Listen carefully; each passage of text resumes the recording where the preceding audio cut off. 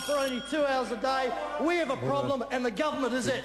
Honourable David Carr. Mr Speaker, we do have a problem in this country, and the problem is we haven't focused the economy on real growth.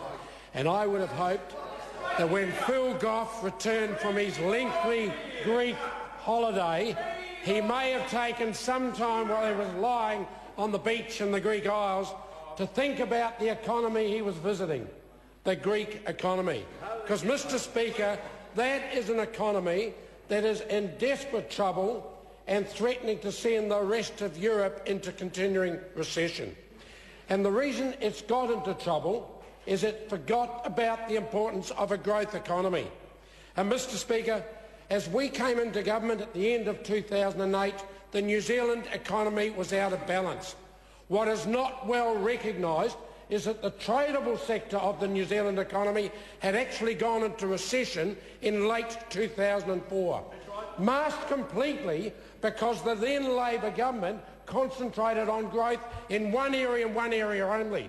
And that was in government spending. It went up a massive 50% in 5 years. That was a totally unsustainable situation, Mr Speaker, and there was no way we could continue to hope to deliver the standard of living that New Zealanders expect unless the economy was reversed.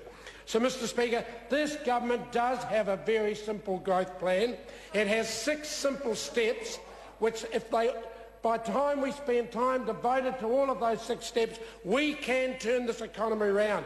We have already got the tradable sector performing substantially more strongly. Let me go through those steps, Mr Speaker. We need a tax system that enhances growth, that rewards enterprise, Mr Speaker. We certainly don't need a new tax about to be delivered by the Labor Party in its manifesto tomorrow around capital gains. We need a better education system, delivering people with the skills they require so that they can be part of our economy. We need substantial expenditure on infrastructure, and this government so far has committed $7.5 billion around roading, around broadband, and issues like water storage, so critical to New Zealand's primary sector. The 4th point, Mr Speaker, we're rationalising that public service that grew so massively over the Labour's period in government. We are about less regulation, Mr Speaker. A lot of the regulation in place does not give the ability for the economy to grow, and it needs to be changed, Mr Speaker. The final point, science, innovation and trade. Under the guidance of Honourable Tim Grosser, we've made huge progress, Mr Speaker. China, first free trade agreement, signed in 2005, I acknowledge, but now China, New Zealand's second largest trading partner. But since 2008, we've completed FTAs with Malaysia, with Hong Kong. We've got talks underway with India, Mr Speaker, Trans-Pacific Partnership, Korea and Russia. But in the science and innovation area, we have a very good story to tell.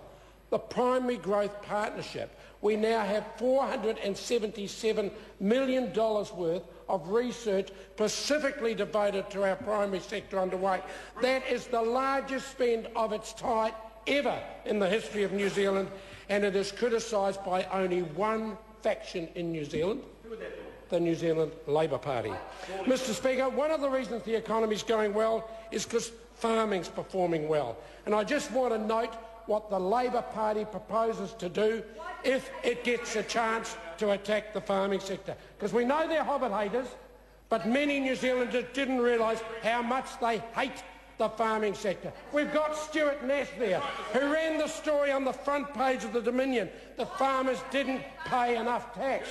The man who's meant to be their revenue spokesperson didn't know the difference between profit and turnover, Mr Speaker. He argued the farmers should pay income tax on turnover, not on profit. Absolutely dopey.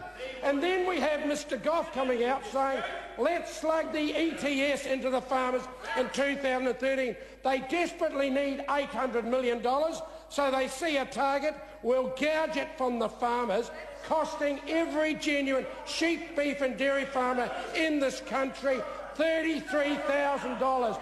That's why there won't be a farmer in New Zealand backing the Labour Party at the next election. Stuart Nash. Thank you very much, Mr. Speaker.